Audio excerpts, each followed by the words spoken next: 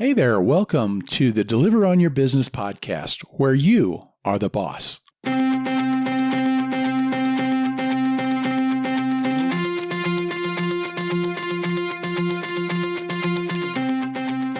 Ron from EntreCourier.com. Entree is from entrepreneur, for somebody who is in business for themselves. And here's the deal, folks.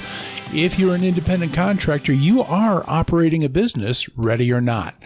So that makes you an Entree Courier. Welcome to the club. This podcast is here to help you think like a business owner and to thrive in your business. So let's get started, shall we?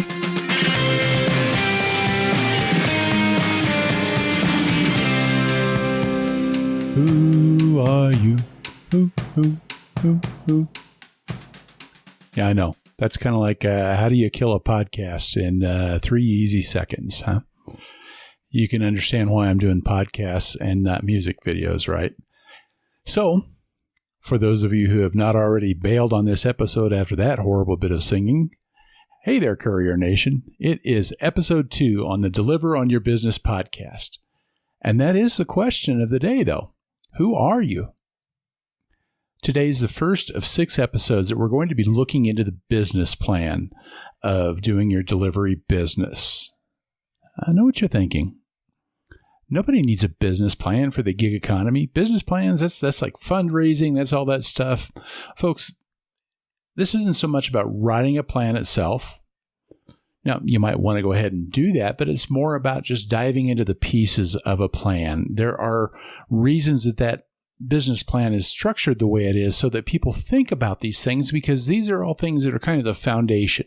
They're the basis of what you do. And so we're going to look at some different things. And we're going to be starting off today with who you are, how you are structured. The first part is the structure of a business and how it is made up. Now, for us, it's pretty simple. You're a sole proprietor, and it's a good idea to go ahead and start understanding some things like a LLC and S corporation. Those are things that are always options for you as an independent contractor, but that's also a good later on down the line kind of thing to talk about. But today what I want to do is I want to look into the part of what we do that is being an independent contractor.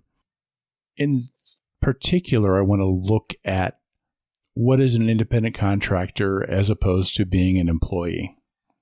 Because if you're thinking at all about starting delivery work for any of these companies in the gig economy like Grubhub, Uber Eats, Doordash, Postmates, or and the rideshare side like Uber and Lyft, or any kind of other gig economy option that requires you to be an independent contractor, you want to make sure that you're absolutely aware of what it is you're getting yourself into before you start. And if you've already started, it is still a good idea to get to know exactly what that means. So here's a good way that I can think of to try and explain the difference a little bit. Let's say that your car needs some work, and you're like I am, where I'm not sure I trust myself enough on certain parts of car work, so I've got my choice. I can either go to Dave across the street, who's pretty good with cars, and I'll give him a few bucks and a 6-pack, and I'll buy all the parts, and he'll do the work for me and do a pretty good job. Or I can take it over to Jim's garage, and either way, it's kind of like I've got a choice between having an individual do the work for me or taking it to a business. Now, see, when a business needs people to do work for them, it's kind of the same thing, except for it's more defined. See, with a business, there really are only those two choices, that they can hire an individual or they can hire a business. And when they hire an individual, the only real option as an individual is as an employee. And so even if you're, Frank the accountant and you've hung up a shingle, well, when they hire you, they don't hire you necessarily as an employee, or if they don't hire Frank as an employee of the company, then what they have done is they've hired him as a business. And when you are Ron, the delivery courier, and they haven't put you on payroll, you are a contractor. And that's kind of what the difference is, that there are 2 classifications, and really only 2 classifications when you're doing work for a business. It is either as an individual, as an employee, or it is as a business. And an independent contractor is just a form of a business. So hopefully that made a little more sense on it. But, the thing that you've got to ask yourself is, why is it really even important? Because if I'm an independent contractor, it's really pretty much the same thing, isn't it? And see, this is the problem. This is the whole problem with this whole designation thing, because too many gig workers, they look at it that way. They just kind of see it as, I do some work, I get paid. I don't really care what they call me. I don't care if I'm a business owner or whatever. As long as I'm getting paid for the work I'm doing, I'm happy, right? And this is why I've got such a problem with the choice that Grubhub and Uber Eats and Doordash, Postmates, rideshare places, Uber, Lyft, them saying that you're an independent contractor, to me, it shouldn't be allowed. But that's a whole nother topic also. But the problem is they know full well that drivers are thinking that way. They know full well that drivers don't understand that difference. And that's the way they want it. Because if the drivers don't understand the difference, then the driver's more likely to think like an employee, and it is easier for them to control them. But folks, the difference is huge. And it's important to understand the difference, because it's very different to be an employee than it is to be an independent contractor. And the main difference between the two comes down to protection. A company has the responsibility to take care of its employees. It is required by law to do so and to provide protections. And if you make money thanks to your employee, well, you've got an obligation to take care of them, right? Well, what they do is they make you a contractor so that they don't have to take care of you. They call you a business instead of a person. And the problem with that is it all comes down to the protections. See, when you're an employee, you've got a whole slew of protections and benefits that come with employment. Minimum wage is the big one that everybody talks about, that you've got to be ensure that you're making at least a certain amount of money for the time that you put into it. Overtime is another one. I mean, how many people here in this, the full-time drivers are doing 60, 70, 80? I see some people doing 100 plus hours a week. And, there's no more pay for that 41st hour than there is for hours 1 through 40, There's family medical leave, meaning that if you had to leave your position for a little while because of, let's say, a medical issue or something, the company cannot take that job away from you. There's things like workers' compensation, where if you're hurt on the job, the company has to take care of you. There's unemployment insurance, so that if something happens to your job, you're covered. You have income while you look for something else. Health insurance, disability insurance. And, there are some areas where that's not required, but especially if you're full-time and a company has so many employees, they have to provide that for you. There is reimbursement for your work expenses, and that's a huge one when you're using your own car to drive around. So there's all of these different things, and a business is required to provide those things for an employee. Now, the trade-off is freedom, because as an employee, when the business is paying for your time and they are giving you all of these protections, they also have the right to control your work. They can dictate when you work, where you work, what kind of work you do. And as long as you're being paid, they get that right to control your time for the time that they're paying you for. And so the protections are there to kind of prevent them from going overboard on all of that. Well, what about the advantages of being an independent contractor? See, the thing is as an independent contractor, you are classified as though you are running a business. That means you get the rights that go with running a business. You get the freedom. The bottom line is it is all about freedom. As an independent contractor, you've got the right to set your own schedule, determine when you work. You get to choose how you work, and you get to choose the areas that you work.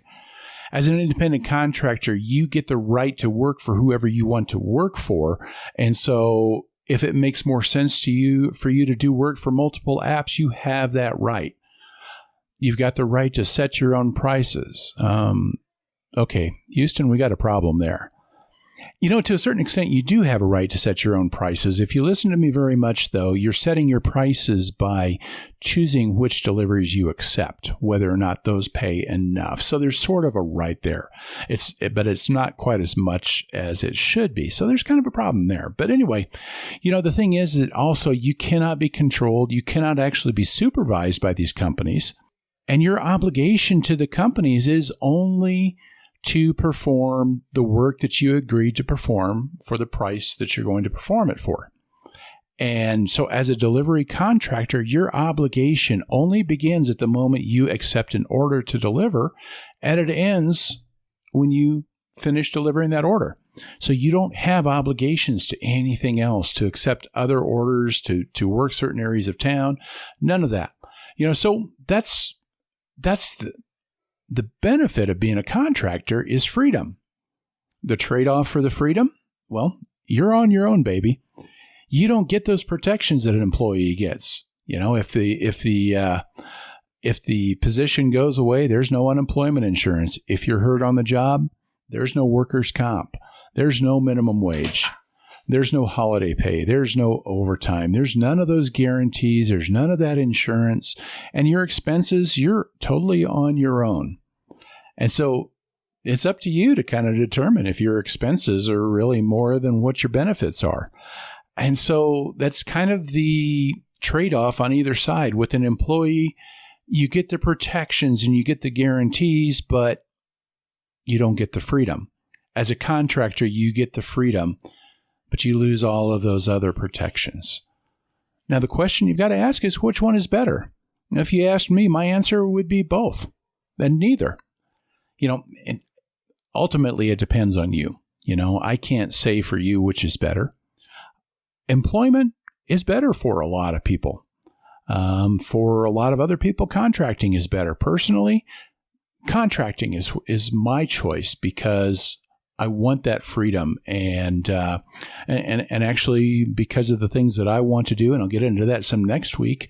It's more that that freedom is a non-negotiable for me. So it's a matter of whether or not giving up those protections and those guarantees for you is a fair exchange for the freedom and the increased opportunity that you get as an independent contractor. And here's the problem, is that the gig companies don't explain this well. They don't explain it at all. They really just don't explain it. All that they do is really they use the word independent contractor several times in their contract, and they make sure that it's very clear that independent contractor is in there so that you know that you are an independent contractor. They just don't tell you what it means. They don't tell you the risks that are involved. They don't tell you that you don't have the guarantees. They don't explain that you don't have the protections, because let's be honest about it. If they told you those things, they wouldn't get enough people to do the work for them. That's the truth of the matter. But this is why this is the first principle that we've got to look at. If you're a new contractor coming in, you've got to understand that before you sign on. And even if you're not a new contractor, but you've never totally understood those differences, well, it is important that you understand them before you go any further, because you've got to decide, is that a fair exchange? Are you willing to give up those freedoms, or are you better off moving on to something else? You have to decide which one is most important to you.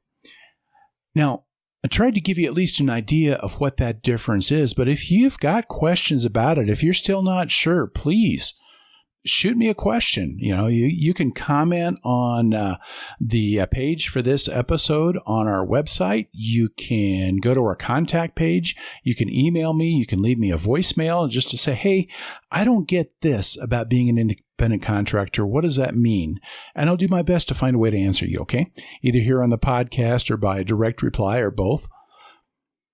But in the end, it's up to you to make the choice. Is it better to be an employee?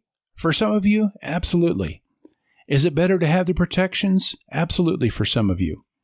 Or is it better to have the freedom and the extra opportunities that go with running your own business? And for me, it's the opportunity, it's the freedom. Those are the things that make a difference. But in the end, like I said, that's up to you. And I can't decide for you. Nobody else can. What do you prefer? And that is the answer to which one is best. If you decide to stick with it, if you decide that, okay, yeah, I want to go with this, that's what I'm here for. And that's what this website and this podcast are here for, is to help you with that, to claim those rights, because there are a lot of rights and there are a lot of opportunities to being a business owner. You get the opportunity to take control, and you hear me say that over and over because it is that important to take control. And we'll be here to help you take control, apply the ideas and the tactics, and we'll look at all these business principles in the next 30 days, 29 days now, to help you be the boss. So that's going to do it for today. And I want to thank you, as always, for joining me. Tomorrow on episode 3, we're going to look at part 2 of the business plan, which is your mission statement. Now, folks, let's make this a conversation. Let me know your thoughts, questions, ideas, comment, ask questions, email, leave voicemail, whatever works for you, so that we can make a conversation out of this. Speak up and let me know how I can help out. Finally, I want to ask this question, if I've earned the right to do so. Can I ask a favor of you? If you find this useful, if you find any of the information on our website or on the podcast to be useful to you, could you let people know about us? Share us on social media. Review us on wherever you get your podcasts. If there's people out there who can benefit from our information, then let them know about us.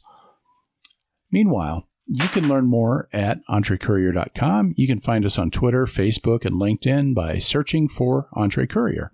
You can sign up for our newsletter, and that way you can get our Monday Motivation newsletter that also gives you a recap of all of the past week's activity. And now that we're doing this 31-day series, our next few newsletters are going to have a lot of activity listed in those. One last thing that I want to ask you before you go. Please go out and take control of your own life and career. And don't be afraid to call this a career. Embrace what you do. Take advantage of it and make the best of it. But more than anything, go and be the boss.